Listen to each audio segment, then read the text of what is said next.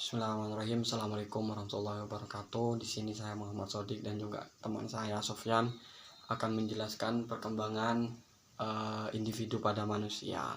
Di mana di sini ada beberapa macam perkembangan pada manusia itu sendiri. Yang pertama yaitu perkembangan fisik, di mana fisik itu sendiri merupakan sistem organ yang kompleks dan berbentuk pada periode prenatal atau sebelum dilahirkan. Nah, dan ini perkembangan fisik itu terbagi menjadi 4 aspek. Yang pertama di situ sistem saraf yang sangat mempengaruhi perkembangan kecerdasan dan juga emosi pada manusia. Yang kedua ada otot yang mempengaruhi perkembangan kekuatan dan kemampuan motorik atau motorik pada manusia itu sendiri. Dan juga yang ketiga ada kalender endoktrin, di mana yang menyebabkan munculnya pola tingkah laku baru seperti usia remaja, di mana berkembang perasaan senang untuk aktif dalam suatu kegiatan. Sebagian anggotanya terdiri atas lawan jenis. Dan yang terakhir di situ ada struktur fisik atau tubuh yang meliputi tinggi, berat, dan juga proporsi pada manusia. Yang berikutnya itu perkembangan kognitif. Nah, perkembangan kognitif ini berkaitan dengan pengelolaan dan pemrosesan informasi pada manusia, di mana di sini meliputi bagaimana manusia itu berpikir, belajar, mengingat, menalar, dan lain sebagainya. Contohnya seperti apa? Contohnya di sini seperti halnya kita berbahasa, berargumen, dan juga berkreasi dengan individu kita sendiri seperti itu. Nah, yang berikutnya yakni perkembangan emosi. Emosi itu sendiri adalah respon terhadap stimulus tertentu. Misalnya seseorang merasa bahagia karena telah mendapatkan pencapaian seperti lulus sekolah dan lain sebagainya, dapat juara kelas.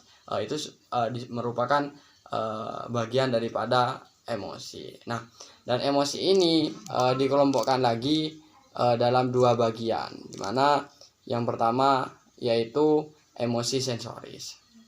Emosi sensoris ini ditimbulkan oleh rangsangan dari luar terhadap tubuh seperti rasa dingin, manis, pahit, sakit, lelah, dan juga lapar. Itu disebut dengan emosi sensoris.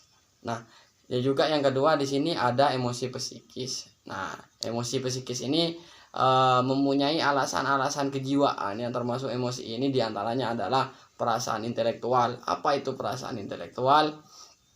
Yaitu yang mempunyai sangkut paut dengan ruang lingkup kebenaran. Perasaan ini diwajibkan dalam bentuk rasa yakin dan tidak yakin terhadap suatu karya ilmiah seperti itu.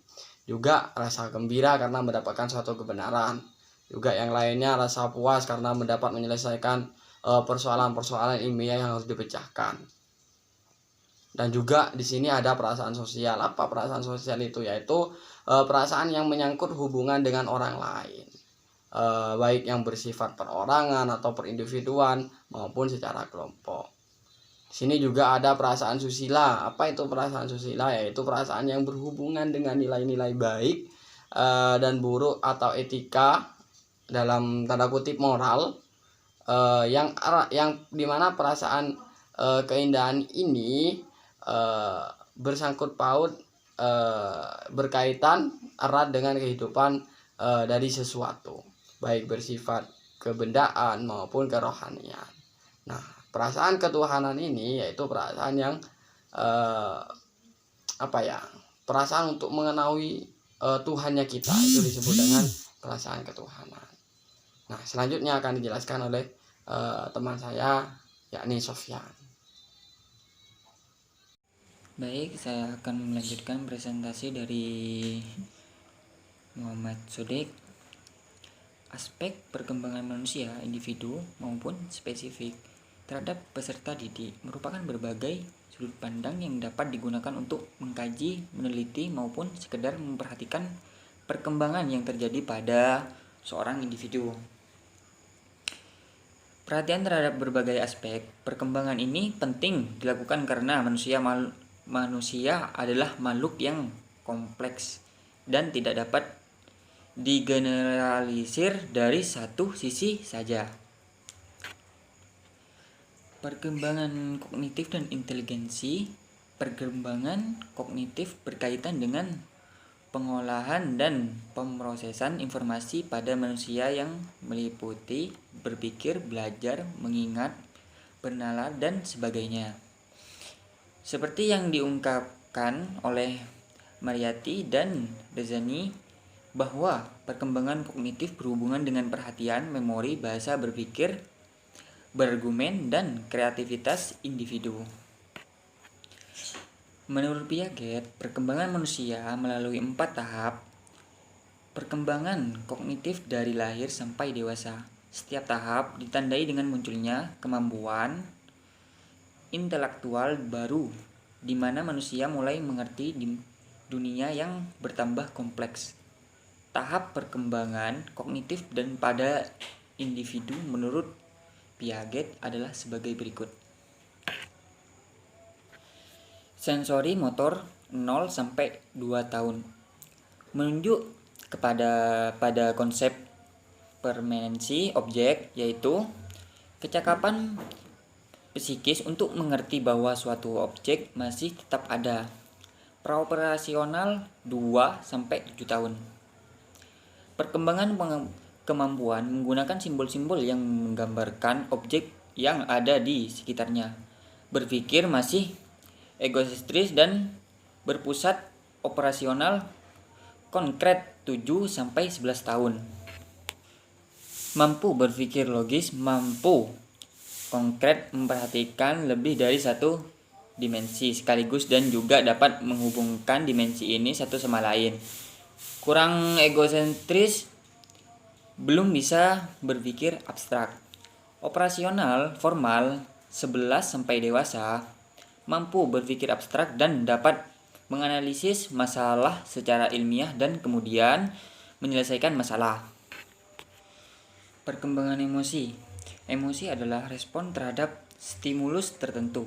Misalnya, saat seseorang merasa bahagia karena telah mendapatkan pencapaian seperti lulus sekolah atau kuliah, dia akan meluapkan emosi kegembiraannya.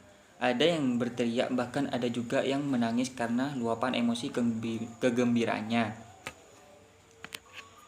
Emosi dikelompokkan ke dalam 2 bagian, yaitu emosi sensoris dan emosi psikis. Emosi sensoris yaitu emosi yang ditimbulkan oleh rangsangan dari luar terhadap tubuh seperti rasa dingin, manis, sakit, lelah, kenyang, dan lapar. Dan emosi psikis yaitu emosi yang mempunyai alasan-alasan kejiwaan yang termasuk emosi ini di antaranya perasaan intelektual yaitu yang mempunyai sangkut paut dengan ruang lingkup kebenaran. Perasaan ini diwujudkan dalam bentuk rasa yakin dan tidak yakin terhadap suatu karya ilmiah. Rasa gembira karena mendapat suatu kebenaran. Rasa puas karena dapat menyelesaikan persoalan-persoalan ilmiah yang harus dipecahkan. Perasaan sosial yaitu perasaan yang menyangkut hubungan dengan orang lain, baik bersifat perorangan maupun kelompok. Perasaan susila yaitu perasaan yang berhubungan dengan nilai-nilai baik dan buruk atau etika. Perasaan keindahan yaitu perasaan yang berkaitan erat dengan keindahan dari sesuatu, baik bersifat kebendaan maupun kerohanian. Perasaan ketuhanan yaitu perasaan untuk mengenal Tuhannya. Perkembangan bahasa. Bahasa merupakan kemampuan untuk berkomunikasi dengan orang lain. Bahasa merupakan faktor hakiki yang membedakan manusia dengan hewan. Bahasa juga merupakan anugerah dari Tuhan yang dengannya manusia dapat mengenal atau memahami dirinya, sesama manusia dan alam. Bahasa erat kaitannya dengan perkembangan berpikir individu.